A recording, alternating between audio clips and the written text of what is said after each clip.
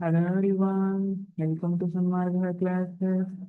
ಚಲನೆ ಪಾಠದ ಮುಖ್ಯ ಪ್ರಶ್ನೆ 4. ಈ ಕೆಳಗಿನ ಪ್ರಶ್ನೆಗಳಿಗೆ ಉತ್ತರಿಸಿ. ಅದರಲ್ಲಿ ಪ್ರಶ್ನೆ ಸಂಖ್ಯೆ 28. ಚಲನೆಯ ಸಮೀಕರಣಗಳನ್ನು ಪಟ್ಟಿ ಮಾಡಿ. 3 ಚಲನೆಯ ಸಮೀಕರಣಗಳಿಗೆ ಯಾವ್ಯಾವುದು? v is equal to u plus at. v square is equal to u square plus 2as. s is equal to ut plus half at square. ಇವು ಚಲನೆಯ ಸಮೀಕರಣಗಳಾಗಿವೆ. ಹಾಗಿದ್ರೆ ಇದರಲ್ಲಿ v ಅಂದ್ರೆ ಏನು, u ಅಂದ್ರೆ ಏನು, a ಅಂದ್ರೆ ಏನು, t ಅಂದ್ರೆ ಏನು, s ಅಂದ್ರೆ ಏನು ನೋಡೋಣ.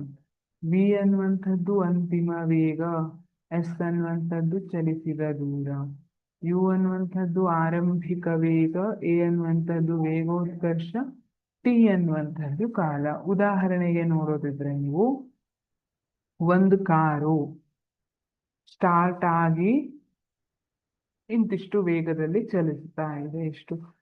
40 ಕಿಲೋಮೀಟರ್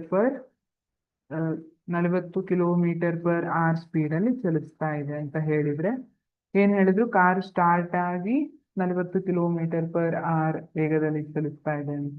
ಆರಂಭಿಕ ವೇಗ ಏನಾಯ್ತು? ಕಾರ್ ಸ್ಟಾರ್ಟ್ ಆಗೋದ್ಕಿಂತ ಮೊದಲೇ ಏನಿತ್ತು? ವೇಗ ಇರ್ಲಿಲ್ಲ ಅಲ್ವಾ? ಹಾಗಾಗಿ 0 ಅಂತ ತಗೋತೀವಿ. ಆಮೇಲೆ ಅಂತಿಮ ವೇಗ 40 ಕಿಲೋಮೀಟರ್ ಪರ್ ಅವರ್. ಅಥವಾ ಇನ್ನೊಂದು ತಗೋಬಹುದು, ಕಾರು 40 ಕಿಲೋಮೀಟರ್ ಪರ್ ಅವರ್ ವೇಗದಿಂದ 80 ಕಿಲೋಮೀಟರ್ ಪರ್ ಅವರ್ ವೇಗವನ್ನ ತಲುಪಿದೆ. ಇಲ್ಲಿ ಆರಂಭಿಕ ಮತ್ತೆ ಅಂತಿಮ. ಇಲ್ಲಿ ಆರಂಭಿಕವನ್ನ ನೀವು 0 ಅಂತ ತಗೊಳ್ಳಿಕ್ ಬರುವುದಿಲ್ಲ. ಯಾಕೆಂದ್ರೆ ಅವ್ರು ಕೇಳ್ತಾ ಇರೋದು 40ರಿಂದ 80 ಇಂಟರ್ವಲ್ ಅಲ್ಲಿ. ಆ ಟೈಮಲ್ಲಿ ನೀವು ಆರಂಭಿಕ ಎಷ್ಟು ತಗೋತೀರಿ? 40ರಿಂದ ಸ್ಟಾರ್ಟ್ ಆಗಿ 80ಕ್ಕೆ ಹೋಗಿ ಮುಟ್ಟಿದೆ ಅಂತಿಮ ವೇಗ. ಆತರ ಚಲಿಸಿದ ದೂರ ಎಷ್ಟು?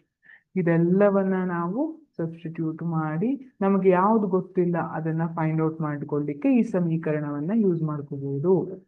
Thank you.